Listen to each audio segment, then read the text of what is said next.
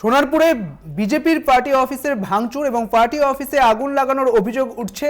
তৃণমূলের দিকে এই অভিযোগ উঠছে। সোনারপুরের ২৬ নম্বর ওয়ার্ডের এই ঘটনা। সোনারপুর থানায় অভিযোগ দায়ের করা হয়েছে ইতিমধ্যে। বিজেপির পার্টি অফিস ভেঙে দেওয়া হয়েছে, ভাঙচুর করা হয়েছে সেখানে, এবং এই অভিযোগ উঠছে তৃণমূল কংগ্রেসের ওপরেই, এমনটাই জানা যাচ্ছে। আগুন লাগানোর অভিযোগও উঠছে তৃণমূলের বিরুদ্ধে। সেই ভাঙা পার্টি অফিসের ছবিটা আপনারা দেখতে পাচ্ছেন এই মুহূর্তে। প্রথম খবর কলকাতা টিভির পর্দায়।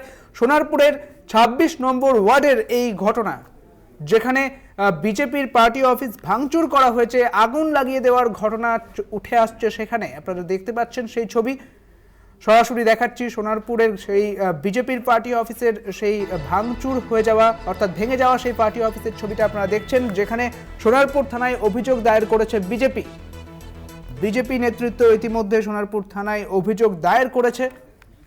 সোনারপুরের ২৬ নম্বর ওয়ার্ডের এই ঘটনা, এই সমস্ত অভিযোগ উঠছে তৃণমূল কংগ্রেসের ওপর, যদিও এই অভিযোগ অস্বীকার করেছে তৃণমূল।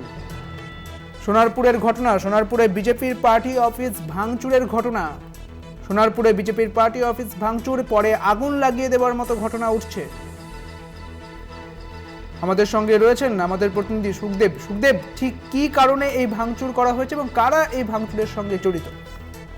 দেখো, বিজেপির তরফ থেকে যেটা অভিযোগ করা হচ্ছে, তৃণমূল আশ্রিত দুষ্কৃতীরা গতকাল রাতে এই পার্টিতে ভাঙচুর করার সাথে সাথে সেখানে আগুন ধরিয়ে দেওয়ার একটা অভিযোগ করা হয় বিজেপির পক্ষ থেকে। তবে তৃণমূলের তরফ থেকে পুরো অভিযোগটাই অস্বীকার করা হয়েছে। তবে এখনো পর্যন্ত এলাকা থমথমে রয়েছে, যেহেতু বিজেপির পার্টি অফিস ভাঙচুর এবং পুরানোর যে অভিযোগ রয়েছে তার জেরে এলাকায় পুলিশও মোতায়েন রয়েছে। তবে দেখো, তোমাকে আমি বলে রাখবো, এই এলাকায়, জগৎতল এলাকায় যে ঘটনাটি ঘটেছে বিজেপি পার্টি অফিস ভাঙচুরকে কেন্দ্র করে, টোটাল এই এলাকায় ১২টি বুথের মধ্যেই জয়লাভ করেছে বিজেপি। আমাদের প্রায় ৭০টি বুথ মিলিয়ে ১০০রও বেশি ভোটে এই ওয়ার্ড থেকে জয়লাভ করেছে বিজেপি। তার জেরেই এই হামলা বলে অভিযোগ বিজেপির তরফ থেকে তোলা হচ্ছে। একদমই সুখদেব, ধন্যবাদ তোমাকে।